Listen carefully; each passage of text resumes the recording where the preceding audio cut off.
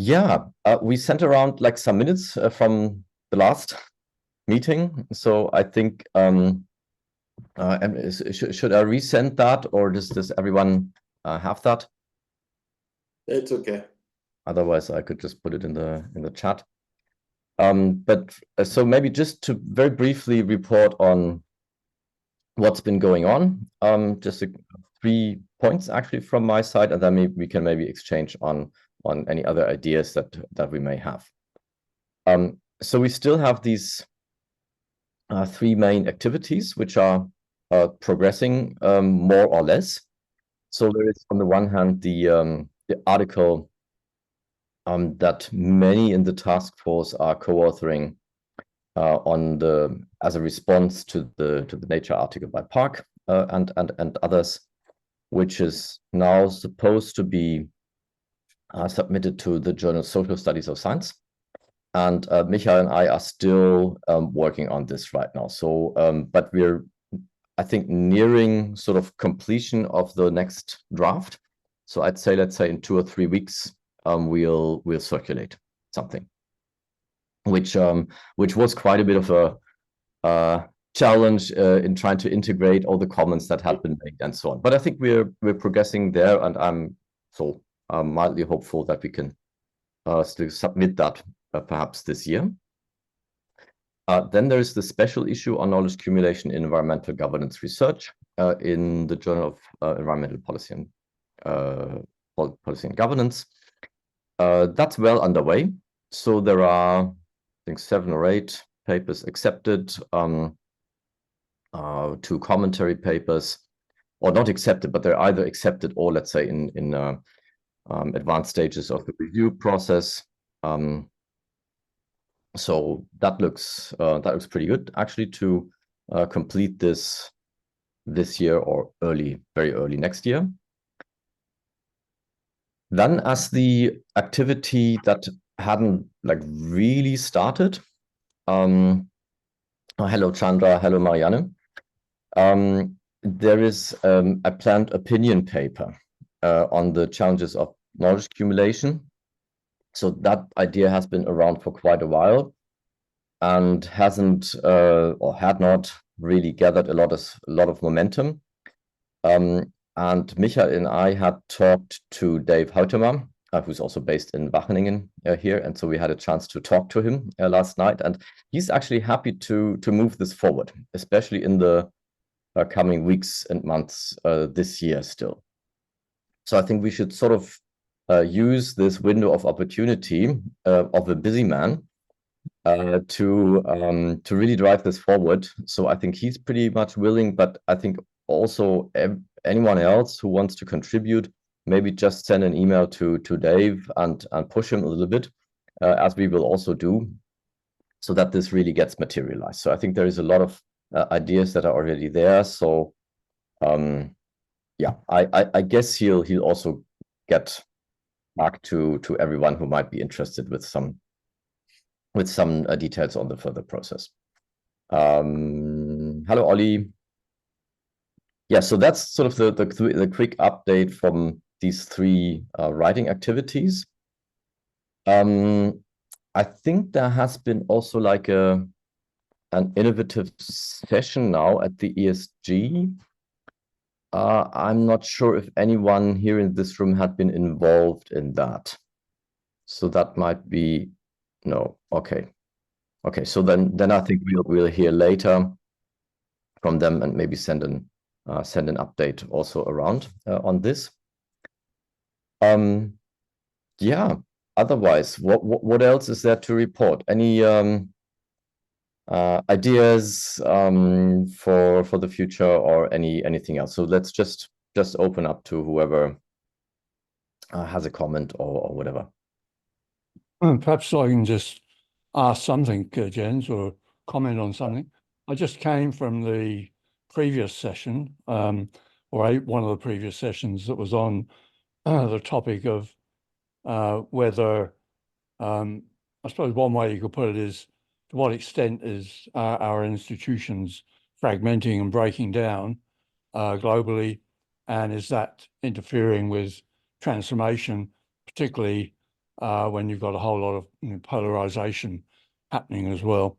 And I think it's a bit hard to draw a consensus, but there was quite a solid theme that came out of that. Said, yeah, well, one of the things that really needs to be recognised is just the sheer diversity of situations. There was a lot of talk around the using climate change and energy transitions as one of the obvious themes around that, and it struck me that, I mean, one of the comments was we really need to think about how you get more factual information around the sort of situations that occur in each context. And what that then, it wasn't really discussed in the meeting, this issue, but it then led me to think about, well, of course, one of the challenges in cumulation, knowledge accumulation, is that diversity of context, and that not least of all governance context too, and institutional context. In fact, that was the main discussion point in that case. So that in that way, if you took the view, or one of the main threads that came from that was, how do you get decent knowledge accumulation? Like I said, it wasn't discussed in the meeting, but that was my read into it as being the important issue in the context of all that genuine diversity, not just fragmentation because of political tensions or social media, or whatever, but genuine diversity in the underlying situations. And it was good that the panel members had some people from the small island states, some from one from India, one from Sweden, one from South Africa. So it was a very good example of the diversity, because they all had different angles on that theme. So I'm not sure where that does strike me, and it's one of the main issues I run into in my work as well. And I just wonder whether you see that as something that might fit in to any of those threads that you were talking about, or to some future thread. Yeah, thanks, Bob, for sharing. I mean, I personally think that this is, I mean, one of the greatest challenges, right? I mean, sort of this this true diversity, or genuine diversity, as you call it, which needs to be there, which is also like the foundation of science in the end, right? But to, on the one hand, nurture that, but on the other hand, then see, okay, how can research still meaningfully come together? And whether that's sort of common boundary objects or common empirical objects or so, I mean, I think those are the things that need to be explored a bit more systematically, and not just sort of saying, okay, this is just a problem for the community. And I think, if I'm not mistaken, that one of the articles in the special issue does address this explicitly, where I'm not so much on top of things as Michael would be, because he's mainly coordinating the special issue. But it's also, I think, something that could go into the agenda setting paper, or maybe it must also, at least as a discussion point, and probably also for the Park et al. Article, where we're sort of sort of discussing the whole issue a bit more conceptually, and when we sort of look at maybe where are also the limits of accumulation, where does cumulative knowledge in the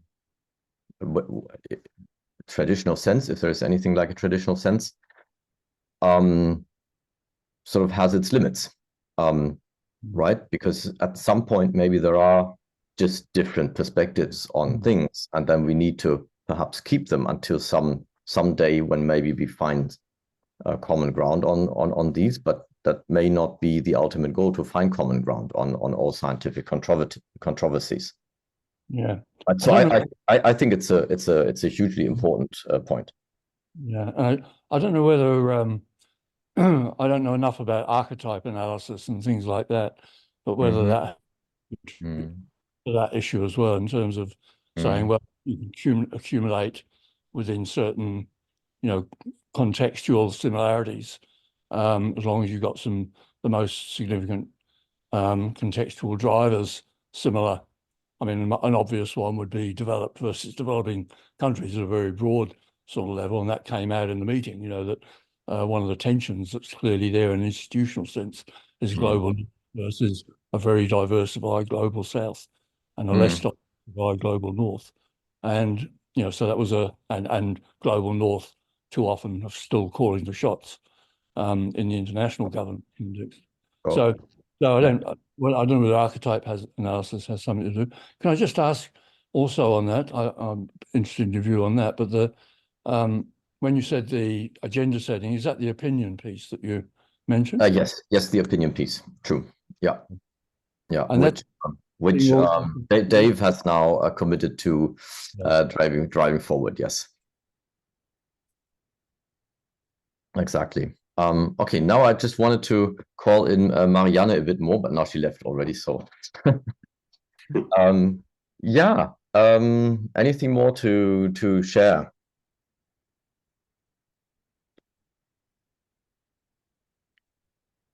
Regarding maybe the remarks of Bob, I was wondering as well if we could have something that just, to be factual actually, to maybe review all the initiatives to accumulate knowledge. I know that in the SES community, there are platforms where they share codes, databases. It's the same with social ideology. And I wonder if we should have a look at this and enumerate all those who exist and see if it really create, I would say, more speed in advancing knowledge. Yes. In order to not only stay at the epistemological level and say, okay, some initiatives have been created and actually they are effective, or under which conditions they are not.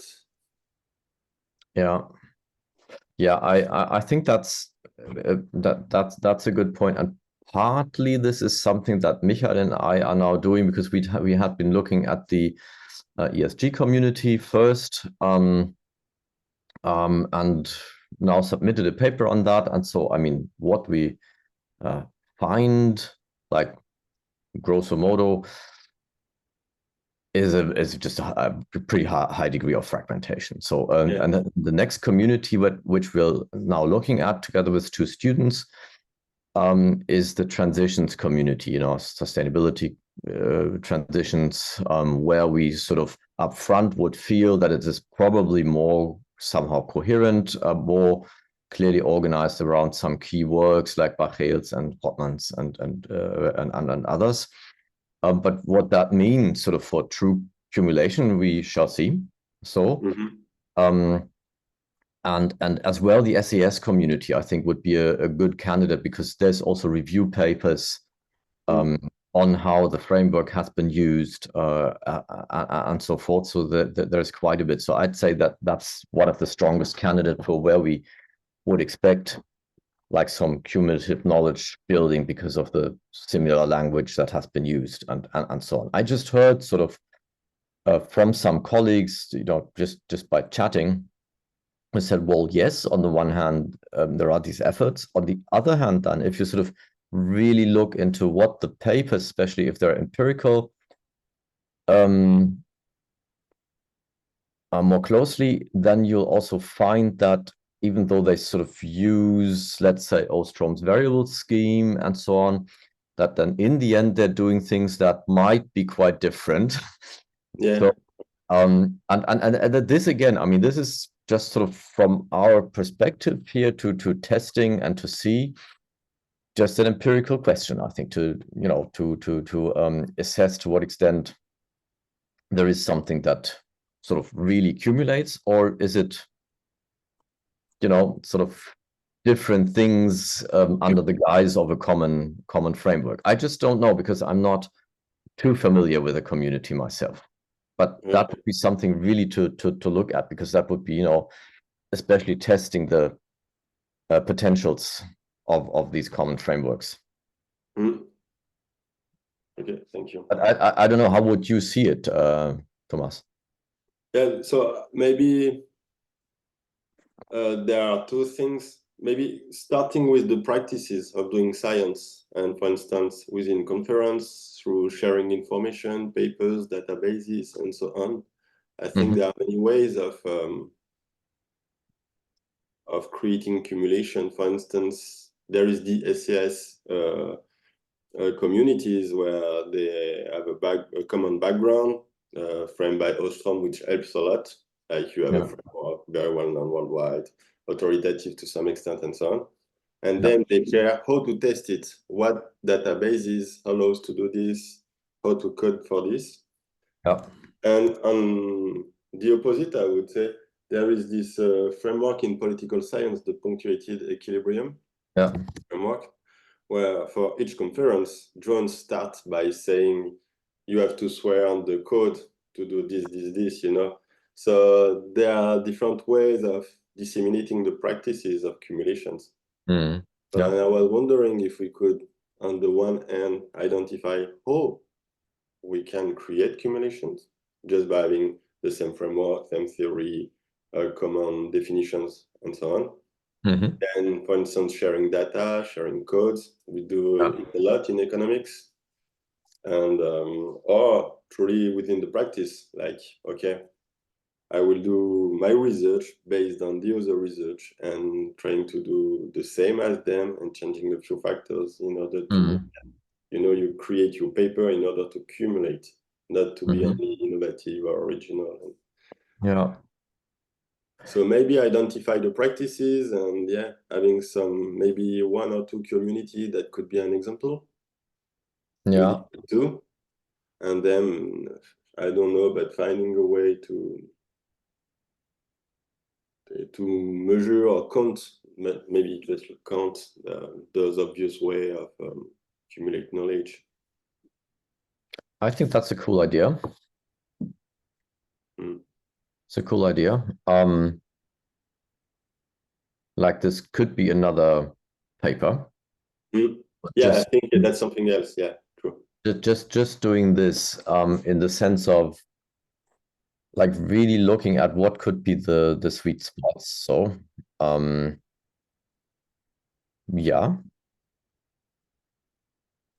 instance, maybe we are with some colleagues, we've just finished systematic bibliographic analysis on the way limits, the concept of limits is used within to study human nature systems, couple systems within science. So it's a large analysis. We have about 100,000 papers.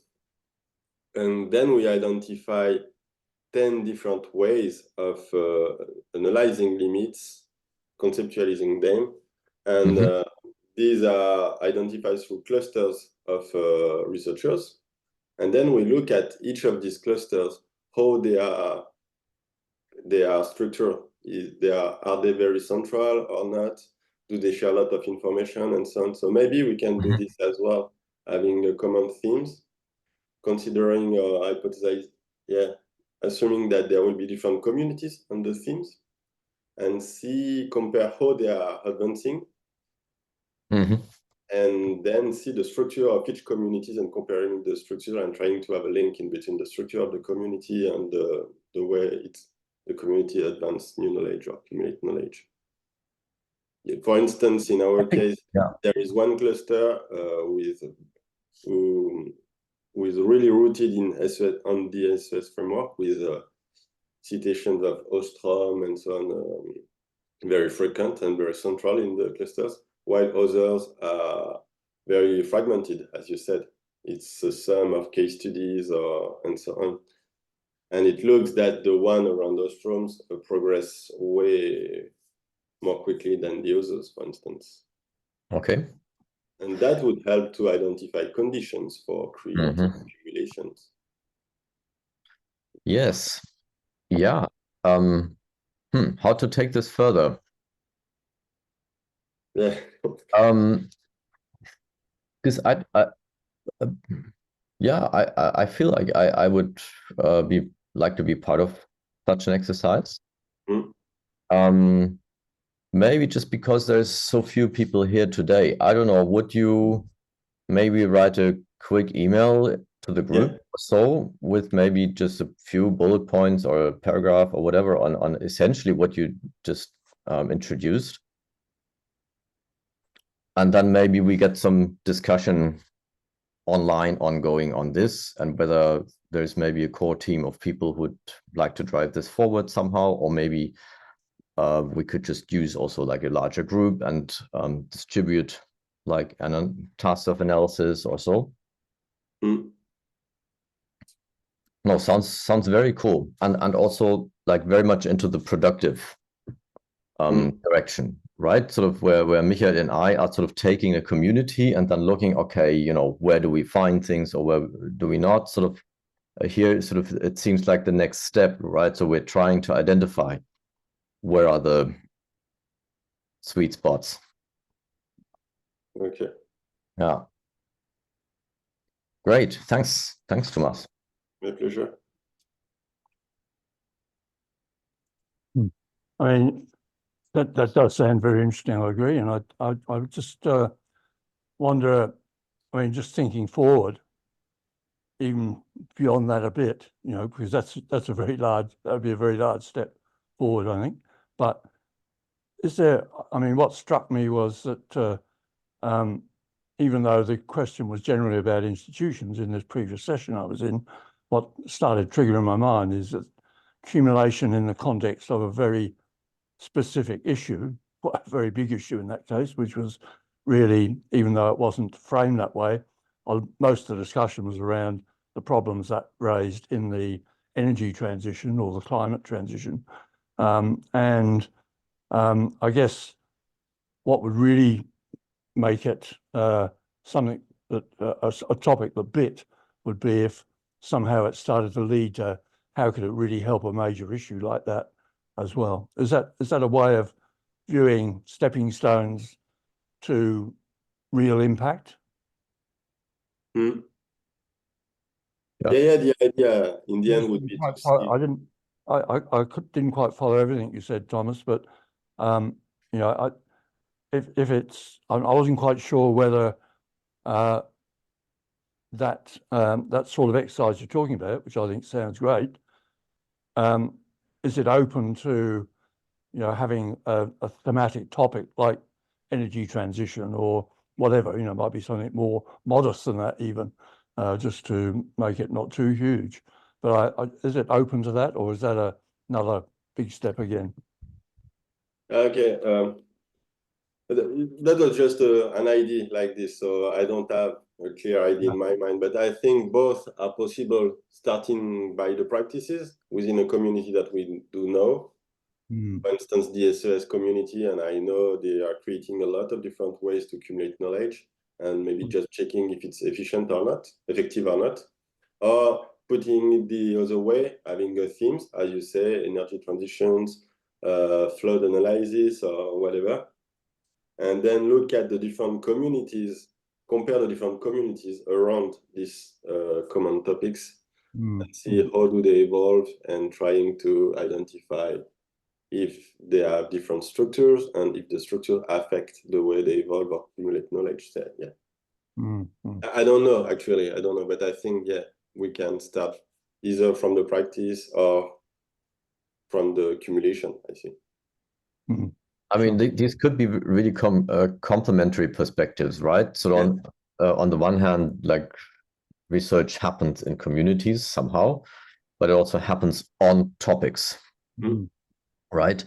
And I mean, this also, I think, refers back a little bit to your earlier point, Bob, that we can have common topics, but like really different perspectives on this that may at the surface or at first sight not lend themselves particularly well to accumulation, but maybe then there are avenues because they're looking at the same topic, for example.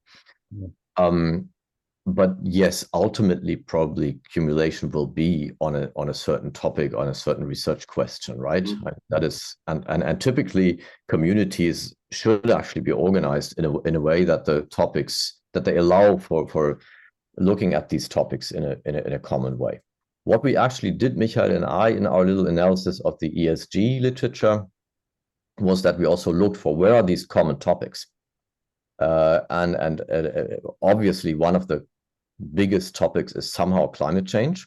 But then when we then zoom in, we find that within this broad thematic cluster, there is like a lot of individual there's of course the whole sort of GHG emission reduction cluster, which is also very fragmented in itself. And sort of the biggest, more cohesive cluster is actually on adaptation. I think out of 123 papers, we had like maybe 7 or 8 on adaptation. This was the biggest cluster on, let's say, a reasonably cohesive or compact topic. And then within these 8 papers or so, we actually only found 3, which are sort of where the research question is so similar that they can actually, reasonably accumulate. But these 3 also always share the same co-author. So, yeah, this is a bit sobering in the end. But of course, I mean, yes, it's just 123 papers. It's taken from the ESG community and so on. But yes, I mean, I'm sure there are sort of more papers on, let's say, climate change adaptation or on energy transition. I'm pretty sure there's lots of papers that speak to each other in a way. But so I think the one author example, Jens, sort of shows that perhaps accumulation has to start in somebody's brain, in one brain. That's the starting place. Yeah, but I still believe it can also start through collaboration. So I hope so, because that's what I hope too. Yeah, exactly. No, but great. I mean, if this is something that we can sort of pursue a little bit further in email exchange, involving also those who are not here today, I think that could be a cool thing. And I'm on sabbatical right now, so I have a little bit of capacities to do more things, and I also have a bit less teaching in the summer semester, so I'm pretty motivated on getting into additional things there. Okay, perfect. Yeah. So I'll do this today or Monday. Okay. Yeah. Great. Then I wish everyone still either good sessions from the ESG, and we'll continue here in Wageningen with the conference. Yeah. And yeah, we'll send around some notes and follow up this discussion via email. And again, of course, on the critical comment, yeah, we'll be in touch like in around 3 weeks or so, Michael and I. Right. Thanks, Jens. Thank you, Jens. Bye, everyone. Thank you. Bye. All the best. Cheers.